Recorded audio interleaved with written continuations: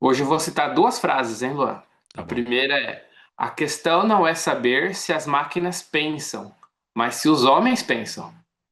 E a segunda frase é: a educação é o que sobrevive quando o que foi aprendido foi esquecido. A primeira frase é de um filósofo chamado Jean Rostand, e a outra é do Skinner, que tem conteúdo parecido com a deles. Não Cara, sei se a segunda me fez refletir aqui sobre a questão da educação. Repete ela fazendo um favor, Vespa. vou repetir as duas, que as duas estão interrelacionadas ali. A questão não é saber se as máquinas pensam, mas se os homens pensam. E a segunda é: a educação é o que sobrevive quando o que foi aprendido foi esquecido. Cara, essa daí é mais profunda. Essa segunda, É, a primeira eu compreendi de maneira mais tranquila. Meu tic-teco aqui conseguiu absorver fácil. A segunda, ela é mais profunda pra mim, no sentido de tipo, cara, olha que louco quando o que sobra, né? É muito doido essa segunda aí. o que sobra quando você esqueceu. Quando você esqueceu, cara. Essa daí me pegou mais. Essa eu gostei, essa é mais forte. É porque de fato você aprendeu. E é importante entender assim que o cara que citou isso é o Skinner. O Skinner ele é um psicólogo, um dos pais ali de em relação ao aprendizado. Eu tive uma disciplina no mestrado há um tempo atrás, muito tempo atrás, que foi no departamento de psicologia da UFSCar. Eu fazia na USP, mas a disciplina foi no departamento de psicologia da UFSCar. E a gente aprendeu um pouquinho das teorias desse cara que falou essa frase, que é o Skinner. Ele falava de aprendizado com relação a recompensa e punição. Por isso que ele até falou assim: a educação é o que sobrevive quando o que foi aprendido foi esquecido. Por quê? Se você recebe recompensas para alguma coisa, o seu cérebro ele vai aprendendo isso. E mesmo se você esquece essa recompensa depois, ele vai agir de forma natural, com base naquilo que você foi recompensado. Um exemplo: a gente treinou lá nessa disciplina, a gente treinou ratos. Então, o que que acontece? O rato estava com sede, a gente deixava ele passar sede lá, não eu, mas o pessoal do departamento lá não era maltrato dos animais, porque era um dia do rato passando sede. Mas o que que acontecia? Quando ele chegava próximo a uma argola, por exemplo, a gente fazia um barulho e liberava água. Então ele recebia uma recompensa. Aí ele fazia de novo. Chegava próximo da argola, barulho, recebia água. Aí depois ele chegava próximo à argola, você não dava mais a recompensa. Ele tinha que pôr o focinho dentro da argola. Quando sem querer ele colocava o focinho dentro da argola, você dava a recompensa. Depois de 2 dias, 2, 3 dias de treino assim, você fazia o barulho, ele passava dentro da argola e ficava circulando. A gente fez isso também para baixar a alavanca. Então ele ia lá, baixava. O pessoal que treina animal usa isso. E o Skinner, com base no experimento de um cara chamado Papilov ali, ele reparou que o cachorro, quando fazia barulho de sino e dava comida para ele, mesmo se não tivesse a comida, você fazia o barulho, ele salivava. Então tinha alguma resposta comportamental e física em relação a recompensas. E aí então a gente aprende com base em recompensa. Então toda vez que você é elogiado, né, você tem alguma coisa, você aprende. Eu tenho minhas questões com relação a isso, mas antes pedir pra galera que tá nos assistindo aqui, nos ouvindo aí nas plataformas de podcast ou aqui mesmo pelo YouTube, deixar aí o seu like, ativar as notificações e deixar também um comentário que ajuda a impulsionar os nossos conteúdos aqui. Você fala pro algoritmo, olha, esse conteúdo é legal, por isso que é bacana você comentar, né? E falar aí o que você está achando dos drops de IA e também o que você está achando deste episódio aqui que a gente vai comentar ainda, explorar um pouco mais sobre essa questão da educação com relação à inteligência artificial. E também compartilhe o link desse episódio com seus amigos e amigas aí pelas redes sociais, Instagram, LinkedIn, grupo de WhatsApp, Telegram. Fique à vontade aí que é muito legal e não custa nada. E eu tenho minhas questões com relação a isso, Vespa, porque eu penso um pouco diferente, mas aí pode ser uma opinião minha não científica, e aí você me corrige nesse sentido, que os ratos, eles são diferentes das pessoas. Então, assim, eles vão agir por um instinto, né? De tipo, desse aprendizado. Nós, como pessoas, a gente já é aí mais racional.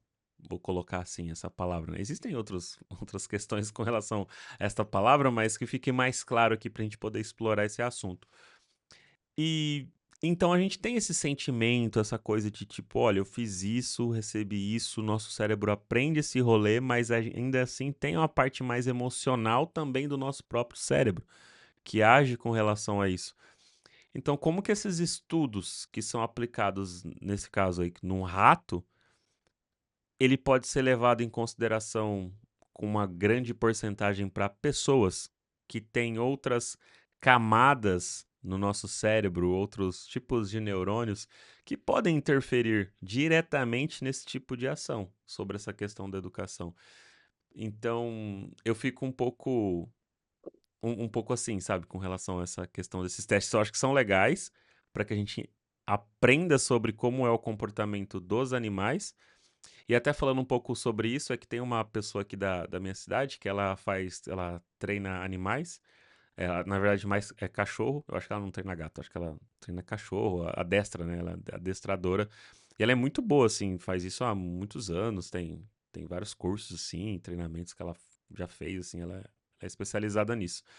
E um dia eu tava na academia lá, tava pedalando e do lado dela, e aí eu brinquei com ela assim, mas os animais têm sentimentos, assim? Ela explicou, não, que eles não têm sentimento igual às vezes a gente pensa, né? Nossa, o cachorro me ama, o gato me ama. Aí ela falou, cara, não tem sentimento, eles agem por...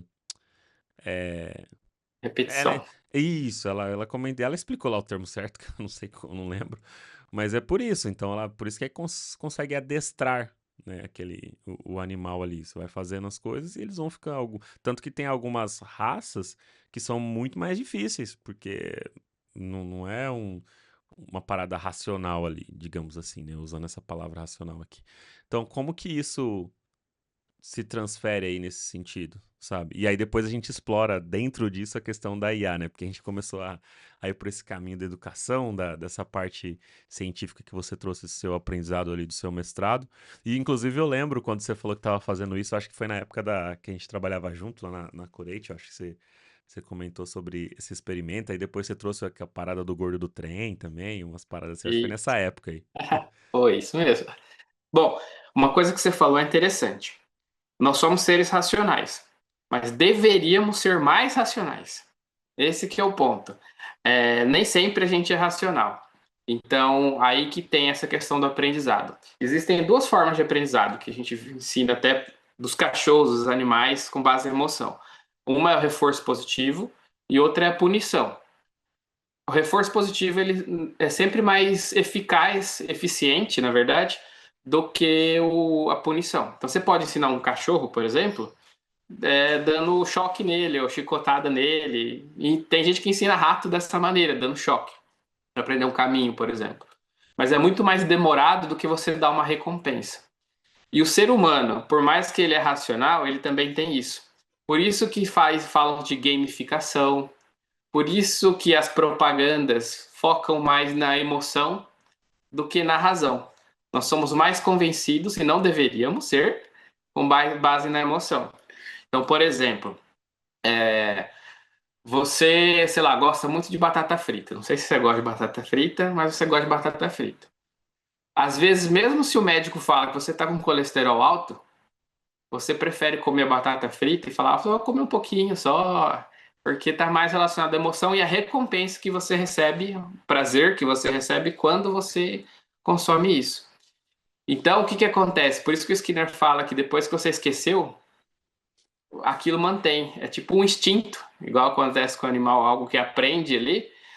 Quando você esquece o aprendizado, você esqueceu, por exemplo, que o médico falou que você está com colesterol. Ou você esqueceu que qualquer coisa, você vai guardar que você comeu batata frita e isso foi reforçado. Aí que estimula, aí que dá vícios, que dá outras coisas em relação a isso. Mas você pode passar isso para um lado bom. Então, por exemplo, se você faz algo bom e você tem recompensa em relação a isso, por exemplo, toda vez que você lê um livro que você não goste, você come um chocolate que você gosta no fim da leitura. Se você fizer isso, tem gente que fala em 21 dias, 3 semanas, você pode tirar o chocolate depois, que você vai tornar isso um hábito. Então, esse hábito que seria a educação que o Skinner fala. Então, por mais que a gente às vezes é racional, como você falou, nem sempre a gente vai na razão. A gente vai muito naquilo que a gente aprendeu antes, né? Ou reforçou. O cérebro cria conexões. Em 21 dias, ele cria as conexões ali e a gente acaba fazendo isso de forma automática. Igual dirigir carro, né? A gente aprende a dirigir carro, né? No começo você vai pensando. Depois de 21 dias ali, tem gente que é mais, tem gente que é menos, você dirige o carro sem pensar. Então E, é uma das maneiras aí. e aí, levando isso em consideração, então, para quem, por exemplo, às vezes a gente comenta muito aqui sobre a inteligência artificial hoje em dia, às vezes deixar as pessoas mais preguiçosas, digamos assim, né? E aí tem uma preocupação da galera com relação a isso, de tipo, pessoas que. Eu mesmo estava refletindo alguns dias atrás sobre isso, de usar muita coisa para IA revisar texto, né? E às vezes até ajudar a fazer algumas escritas de algumas coisas. E ao mesmo tempo eu comecei a parar, poxa, se um dia a inteligência artificial der um pane aí, eu não conseguir usar, eu ainda vou conseguir escrever de maneira legal, do jeito que eu gosto de escrever? Será que eu tô deixando, sabe, ficando dependente ali dessa ferramenta? E aí, com base nisso, então, seria que, tipo, se eu aprendi o jeito certo, mesmo que eu use uma ferramenta, eu não esqueço aquele jeito certo se um dia aquela ferramenta sumir? Ou aí já entra em contradição, entende? É tipo, como que isso funciona na prática? Porque tem a questão também, cara, nosso cérebro é um músculo, a gente tem que estimular e tal, tal, tal. Então, como que é na sua visão com relação a isso? Aí, antes de você responder, eu vou falar o que eu faço. Eu, depois que eu comecei a refletir mais sobre isso, eu ainda uso, mas com mais parcimônia, né? A gente faz um equilíbrio ali do formato que a gente está usando, como usar essa ferramenta. Então, às vezes corrige algum texto, gera algumas ideias, mas a base principal, o formato daquilo que eu quero, tem a minha essência ali, sabe? Tá? Então, eu uso ela realmente como um auxílio ali para corrigir algumas coisas. Eu não sou expert em português, então provavelmente devo errar algumas coisas, mas uma base ali de algumas ideias eu uso, entendeu? Até mesmo por conta disso, que eu quero estimular o meu cérebro e um dia, se não tiver inteligência artificial, eu quero ser capaz de fazer. Mas, com essa frase do Skinner, né, que você comentou aí, aparentemente eu não esqueceria. Ou não deveria esquecer. Eu não sei. É mais ou menos isso ou eu viajei muito aqui? Na verdade, está até relacionado com o artigo, né? O artigo fala de 7 impactos da inteligência artificial nas salas de aula, e esse que você está falando é o quarto impacto. E o impacto, nesse caso, não é um impacto bom, é um impacto ruim, que é o risco da dependência intelectual.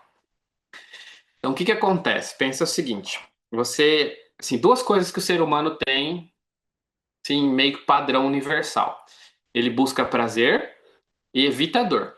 Por isso que a gente tem muita lanchonete e muita farmácia, né? Você se reparou, pelo menos aqui na minha cidade tem quase uma farmácia por quarteirão.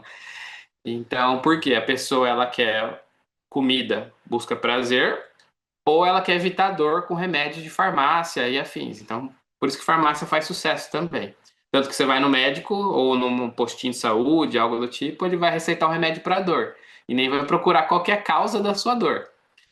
Então, o que que acontece? Quando a gente utiliza a IA, qual que é o risco ali? Se você faz algo e ela te dá um resultado bom, vai te dar um prazer, certo? E quando você faz algo também que você demoraria, sei lá, uma semana e você faz em um dia, também vai evitar uma dor sua. Então, ela causa essa dependência. Então, é como se fosse um vício. Libera dopamina, né? Que a gente é chamada de nação da dopamina, que é um outro assunto que seria legal a gente falar mais para frente. Mas a gente tem que ser racional, como você falou. Por mais que eu direciono ela, peço para fazer isso, seria interessante você analisar o que ela fez, buscar esses pontos, porque a nossa tendência é fazer do jeito mais fácil, mais rápido e que tenha menos dor. E aí a gente acaba, por isso que é o quarto item ali que coloca risco da dependência intelectual, porque aí a tecnologia deixa de ser uma ferramenta, no caso ali no artigo, a ferramenta educacional, e acaba sendo um atalho para resolver os seus problemas. esse começa a ser um atalho, a gente prefere pegar o atalho do que pelo caminho mais longo, né? Então tem que tomar cuidado. E a partir de 21 dias, se você acostumou com esse atalho, você sempre vai fazer ele. Um dia que você fica sem internet ali ou sem sua IA, vai e bate o desespero, né? Então, mas aí a hora que bate o desespero, pela lógica, eu já não aprendi o jeito correto, não é só voltar e fazer o jeito correto? Então, você aprende e desaprende. Imagine o seguinte: se você aprendeu do jeito correto, vai estar lá na sua mente. Depois você aprendeu a usar IA. Então, eu concordo contigo, bate o desespero, mas você fala assim: ó, eu tô sem IA, mas o que que eu posso fazer? Ah, eu posso pegar nesse livro que eu li, eu posso pegar em algumas coisas que eu já fiz antes e me basear. Beleza, mas pensa na geração nova que não aprendeu a fazer do jeito correto. Aí ferrou. Aí realmente, por isso que a gente comenta aqui, né, cara? Pô, a base é o fundamento, cara. Se você aprender o fundamento, aprenda a fazer para não depender da ferramenta e para depois potencializar aquilo que você sabe fazer ou acelerar ou qualquer outra coisa que você quiser com a ferramenta. Porque uma hora pode não ter mais ferramenta, né? Tipo, E pensa o seguinte: imagine se a gente fosse gravar o podcast, em vez de ser o nosso rosto, fosse algo gerado por IA, que dá para gerar com o nosso rosto bem parecido. O texto fosse gerado por IA e a gente começasse a gravar e gerar vários episódios. Num dia que não tem como fazer isso, alguém fosse perguntar algo pra gente, a gente teria uma certa dificuldade de responder porque a gente delegou tudo isso para IA. Por isso que eu prefiro fazer igual a gente está fazendo aqui, com né? certeza, é muito melhor. Porque, e até pensando, o jeito que a gente faz aqui hoje, a gente tem essa possibilidade de você estar numa cidade ou estar em outra cidade, a gente gravar de forma remota, dado as ferramentas. Sim. Mas se a gente tivesse presencial e não tivesse ferramenta, a gente tivesse numa conversa offline, digamos assim, essa conversa aconteceria do mesmo jeito, por conta da base e o fundamento que a gente tem. E sobre aquilo que a gente está explorando, a gente está discutindo aqui, né? A gente não está lendo uma parada e falando um script. A gente pegou uma notícia e começou a trocar ideias sobre essa informação para discutir, debater, trazer ideias, contrapor ideias aqui. Eu acho que essa é a riqueza da coisa, né? Pelo menos essa é a minha visão com relação a isso. E, e esse impacto, assim, que eu vejo hoje de fato é a galera que realmente tá indo por esse caminho, assim, de usar pra tudo, de colocar em tudo.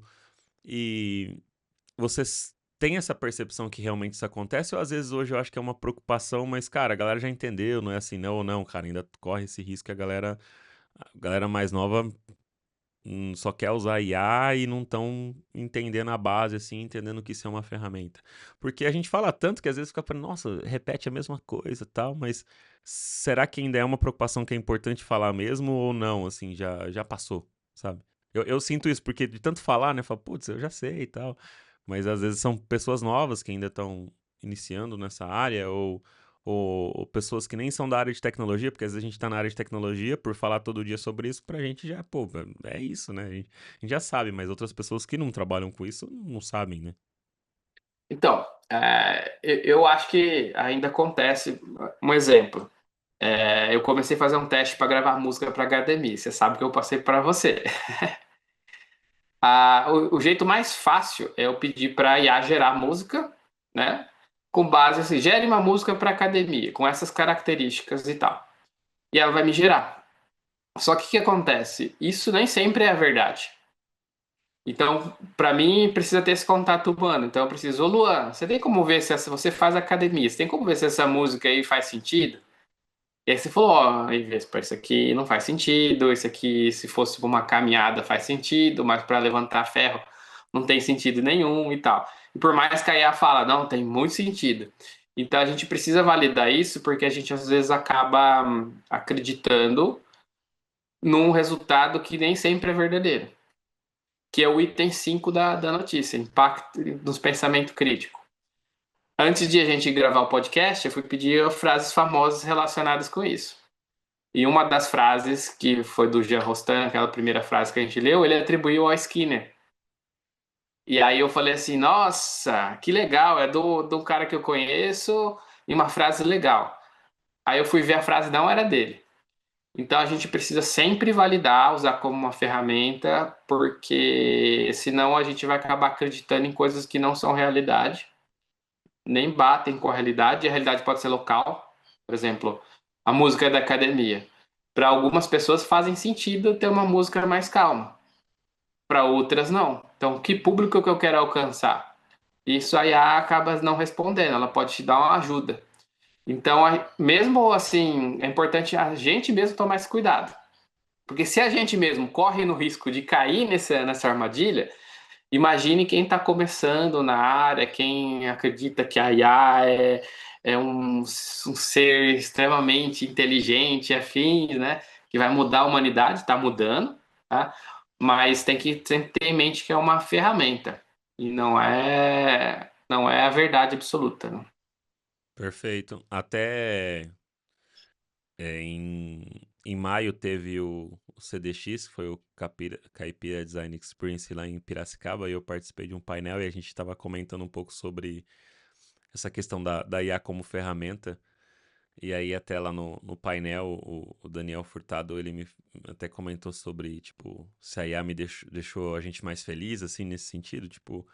Eu falei, cara, eu vejo como uma ferramenta, né? Ele até brincou assim, tipo, eu falei assim, igual uma chave de fenda, um alicate. E aí ele falou, então a chave de fenda não deixou as pessoas mais felizes, né? Eu falei, pode ser que tenha deixado, né, algumas pessoas mais felizes, mas é, a chave de fenda por si só, ela não resolve o problema ali. E se um dia não tiver a chave de fenda, as pessoas antes usavam outras coisas para resolver Faca, aquele ponta de faca. problema.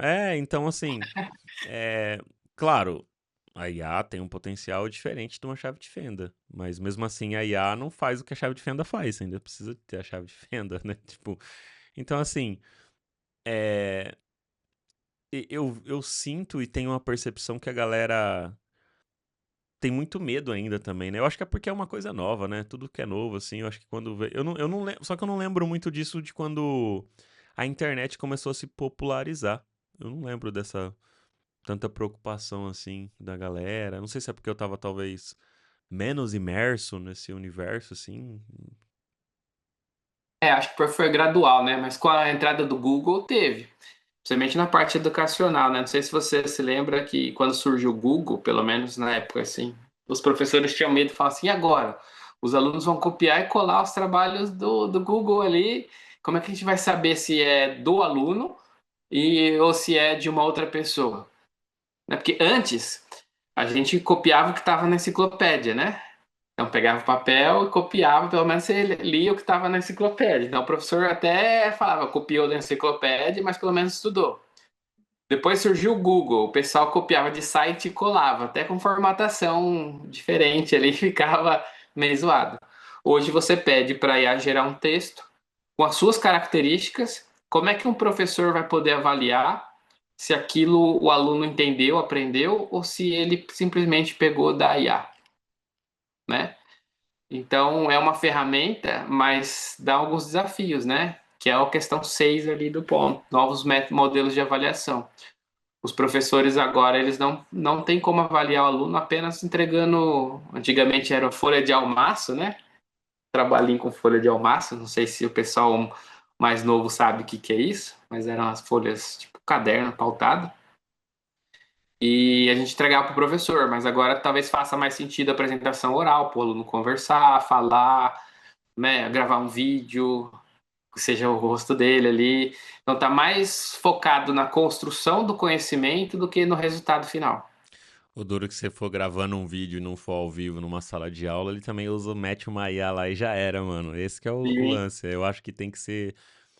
Eu acho que é até bom, inclusive. Eu sei que tem pessoas mais introspectivas, né, com relação a isso, até numa sala de aula ali para debater, mas eu acho que é importante para a vida, né? Para o mercado de trabalho você vai ter que ter conversas ali, às vezes participar de reuniões e trocas. Não quer dizer que você vai dar palestra, mas trocar ideia, conversar com alguém, você vai. Mesmo se você for trabalhar com animal, você tem que conversar com pessoas. Não tem o que fazer. Então, dado isso, eu acho que essa dinâmica nesse formato de como ensinar ali no dia a dia, eu acho que faz muito sentido. Esses exemplos que você deu de, cara, apresenta aqui, explora, explica, troca uma ideia. Tá na moda agora essa questão aqui, né, de podcast, então vamos brincar aqui e fazer como se fosse um podcast na sala uma de mesa aula e ter com uma redonda. mesa redonda, enfim. Esses outros formatos pra galera interagir e conseguir de fato aprender. Porque no Se final, na você verdade, é responsabilidade da própria pessoa que é aluna ali aprender, porque o professor já sabe, né? Perfeito, é. Se você é professor, eu acho que seria legal trocar umas ideias dessa daí, né, Luan? Pra você comentar ali, porque para mim é legal. Eu sempre fui contra trabalho de casa, tá? Tarefa de casa, eu sempre fui contra. Eu falo assim, pô, se eu fui bem na prova, para que eu preciso fazer o trabalho de casa? E agora faz mais sentido, vamos fazer. Porque assim, o trabalho que você faz em casa, você entregar pro professor, às vezes ele não vai saber se você copiou ou não, né? Se você gerou ou não. Então, assim, para a área profissional, o que importa é o resultado final. Para a área acadêmica, para ensino, o que importa é a construção do conhecimento.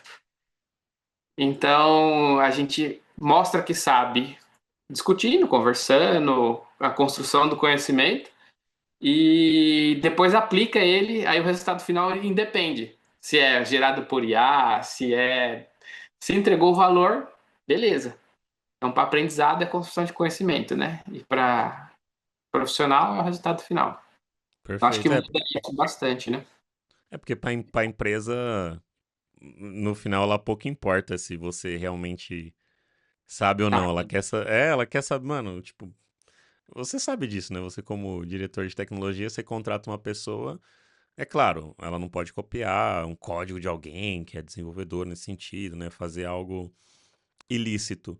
Mas se ela tá usando IA, desde que entregue um código com qualidade, com segurança, que traga o resultado, eu tenho certeza que para você pouco importa se ela usa Ela IA, contratou, se ela faz na pedra, se ela.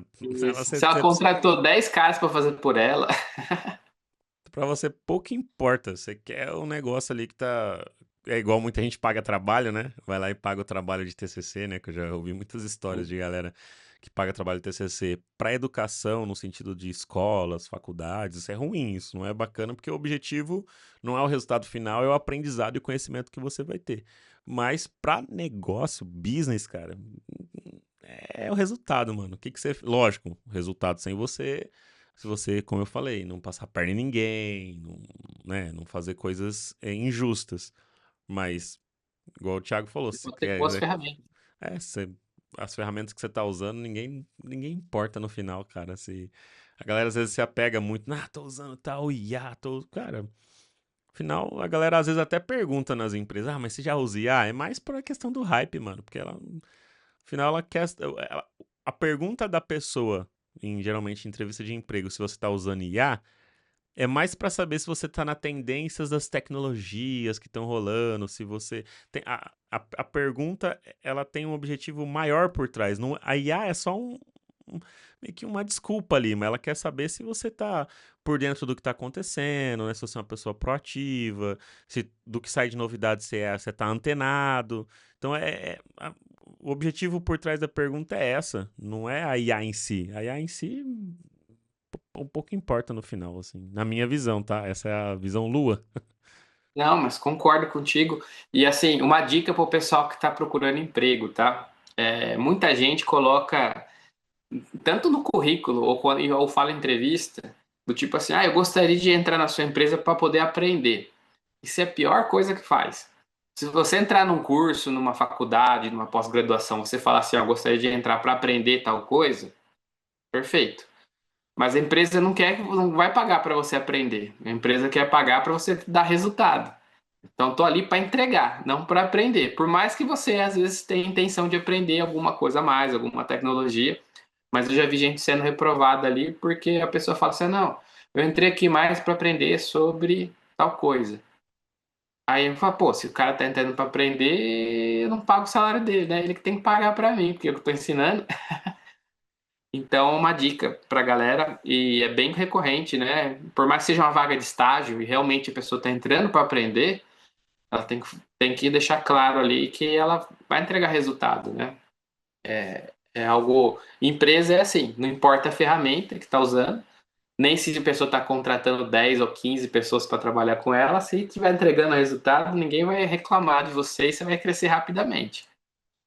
Agora, para a área de educação, o importante ali é a construção do conhecimento, né? Então, é algo são abordagens diferentes, né?